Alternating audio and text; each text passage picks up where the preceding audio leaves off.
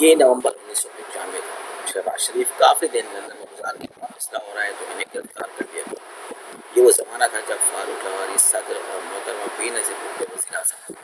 وزیر داخلہ major general retired Naseer اللہ خان بابر نے ایف آئی اے کے سینئر افسر خان کو شریف خاندان کی غیرنمائی جائیداد ڈھونڈنے کی اسامی دے رکھی تھی۔ شہباز شریف کو گرفتاری کے بعد کوٹ لکھپت جیل کے بجائے اڈیالہ جیل راولپنڈی منتقل کر دیا گیا، جہاں ان کی ملاقاتوں کو محدود کر دیا گیا تھا۔ صرف قریبی رشتہ داروں کو ملاقات کی اجازت تھی۔ گوجر خان سندھ لیگ نون کے ایم پی اے چودھری ریاض کی اڈیالہ جیل میں کافی جان پہچان تھی۔ ان کے ذریعے جیل سے مجھے شہباز شریف صاحب کے پیغامات ملتے رہتے۔ ایک دن پیغام ملا کہ شہباز شریف ملاقات کرنا چاہتے ہیں۔ پوچھا ملاقات کیسے ہوگی؟ شہباز شریف ایک قابل اعتماد ناظر نے مجھے دیا شاہد شفیع کا شناختی کارڈ دیا، کہا کہ شاہد صاحب شہباز شریف کے کزن ہیں، آپ ان کے شناختی کارڈ میں ملاقات کر سکتے ہیں۔ شاہد صاحب کو میں زمانہ طالب علم سے جانتا تھا، وہ میرے ساتھ رنی ٹاؤن کرکٹ کلب میں کھیلا کرتے تھے۔ شکل و صورت میں ان کی مشابہت تھی۔ اس زمانے میں پرائیویٹ ٹی وی چینلز نہ تھے اور مجھے عام لوگ شکل سے زیادہ نہیں پہچانتے، لہٰذا میں شاہد شفیع بن کر اڈیالہ جیل پہنچ گیا۔ شہباز شریف سے ملاقات بھی ہوئی۔ انہوں نے اپنے خلاف قائم مقدمات کا کچھ پس منظر یہ بتایا، لیکن یہ ملاقات چھپ نہ سکی۔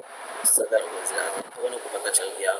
وہ چاہتے تو میرے خلاف کوئی نہ کوئی کارروائی کر سکتے تھے، لیکن وہ چاہتے تھے۔ اس کے بعد میاں شاہد شفیع جب بھی ملتے عذرائے تفنن پوچھا کرتے، جناب کو میرا شناختی کارڈ تو نہیں چاہیے؟ گزشتہ ہفتے جب ان کے انتقال کی خبر ملی تو مجھے وہ زمانہ یاد آیا جب میں ان کا شناختی کارڈ استعمال کر کے شہباز شریف کو ملنے اڈیالہ جیل گیا تھا۔ اللہ تعالیٰ میاں شاہد شفیع کی مغفرت فرمائے۔ وقت کتنی جلدی گزر جاتا ہے اور بدل بھی جاتا ہے۔ آج عمران خان اڈیالہ جیل میں اور شہباز شریف وزیر اعظم پاکستان۔ میں اپنے آپ سے پوچھ رہا تھا کہ کیا آج بھی کسی عدالتی حکم کے باوجود عمران خان سے جیل میں ملاقات کر سکتا ہوں؟ میں نے اپنے آپ کو نفی میں جواب دیا۔ 25-30 سال پہلے بھی پاکستان میں جمہوریت مضبوط تھی، لیکن اس جمہوریت کا کچھ نہ کچھ بھرم تو قائم تھا۔ سیاستدان ایک دوسرے پر چھوٹے مقدمات بھی کراتے رہتے تھے، خفیہ اداروں کے ہاتھوں استعمال بھی ہوتے تھے اور ایک دوسرے کو عدالتوں سے سزائیں بھی دلواتے تھے، لیکن پھر بھی کچھ نہ کچھ رواداری رہی۔ اب تو الیکشن کمیشن آف پاکستان نے اپنی اسمبلی اور سینٹ سمیت پنجاب اسمبلی کے اپوزیشن لیڈر کو بھی نااہل قرار دے دیا۔ 31 جولائی 2025 کو اس کالم میں آپ کو بتا دی تھی کہ قومی اسمبلی میں اپوزیشن لیڈر عمر ایوب کو یقین ہے کہ انہیں کسی نہ کسی عدالت سے سزا دلوا کر الیکشن کمیشن سے نااہل قرار دلوانے کا فیصلہ ہو چکا ہے۔ اس کالم کے شائع ہونے کے ایک ہفتے کے اندر عمر ایوب کو سزا بھی مل گئی اور نااہل بھی ہو گئی۔ حکومت کا موقف ہے کہ 9 مئی 2023 کے واقعات میں ملوث افراد کو سزائیں دے کر قانون کی بالادستی قائم کی جا رہی ہے۔ کیا معاذ راز اور فاروق حبیب پر بھی 9 مئی کو مقدمات نہیں ہوئے تھے؟ دونوں تحریک انصاف چھوڑ دی اور دونوں کو سزا نہیں ملی۔ جب عدالتوں کی سزاؤں اور الیکشن کمیشن کی نااہلیوں سے قانون کی بالادستی قائم کرنے کے بجائے قانون کو ایک مذاق بنا دیا جائے تو سمجھ لیجیے حکمران طبقہ انتہائی خوفزدہ ہے۔ میری ناقص رائے میں تحریک انصاف کو 5 اگست کو سیاسی احتجاج کا اعلان نہیں کرنا چاہیے تھا، کیونکہ 5 اگست کو یوم استحصال کشمیر منایا جاتا ہے۔ اگر تحریک انصاف نے غلط کیا تو کیا الیکشن کمیشن نے 5 اگست کو عمر ایوب، شبلی فراز اور کئی دیگر ارکان پارلیمنٹ کو نااہل قرار دے کر اچھا کام کیا؟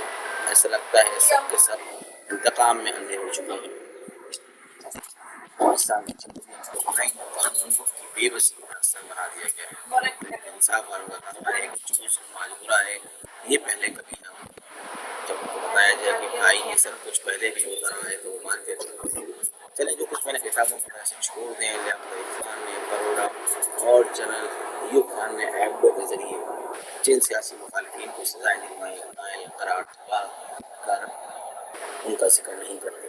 جن سیاستدان گرفتاریاں اور لائحوں کو میں نے بطور صحافی اپنے آنکھوں سے دیکھا ہے ان کا ذکر تو کرنے دیں۔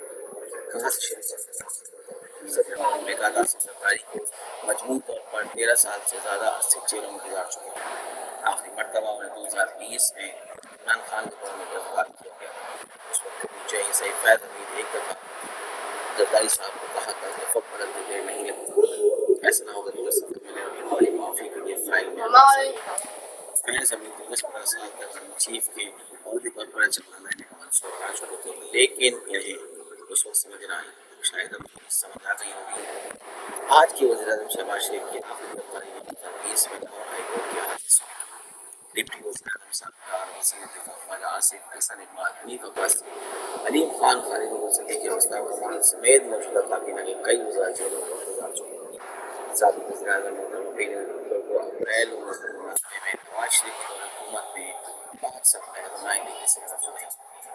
ایک سال بعد اسی نواز شریف کو 2018 میں 7 سال قید اور نااہلی کی سزا سنائی گئی۔ نواز شریف اور شہباز شریف جب بھی گرفتار ہوئے ان کی رہائی کے لیے کوئی احتجاجی طریقہ کامیاب نہ ہوا۔ آج عمران خان گرفتار ہیں، ان کی رہائی کے لیے بھی کوئی احتجاجی تحریک کامیاب نہیں ہوئی۔ ان سب کی گرفتاریوں، نااہلیوں، کٹے پٹے اقتدار کو ہم نے خود اپنی آنکھوں سے دیکھا۔